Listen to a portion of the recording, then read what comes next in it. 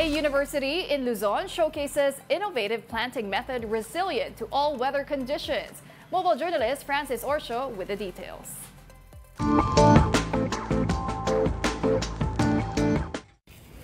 Muling nanumbalik ang pangamba ng mga magsasaka noong El Nino.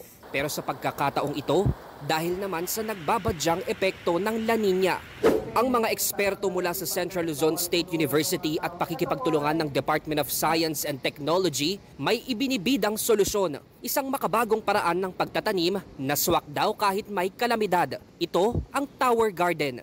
Ngayon po, ito pong Tower Garden ay nilagyan po namin siya ng substrate na cocopeat para po yung just in case na mawalan po ng power, buhay pa rin po yung halaman. Makikita niyo po dito, kahit na po nagtutubig yung lugar, ay pwede po tayong makapag-produce ng halaman.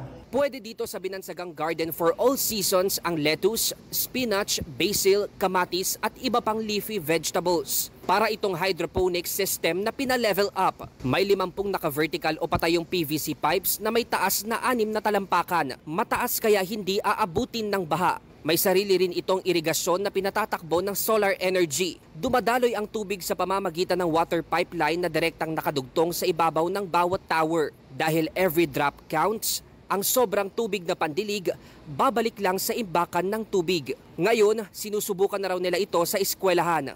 Yung pong tower technology, actually po nagsimula po kami sa mga elementary school. Pinakita namin muna sa mga bata kung paano magpunla, paano magtanim. And pinakita namin kung paano i-operate yung system.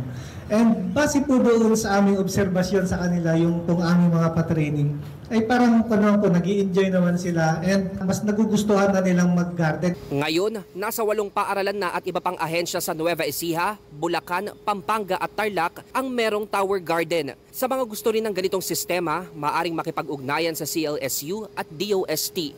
Mobile journalist Francis Orsho po, hatid ang mukha ng balita.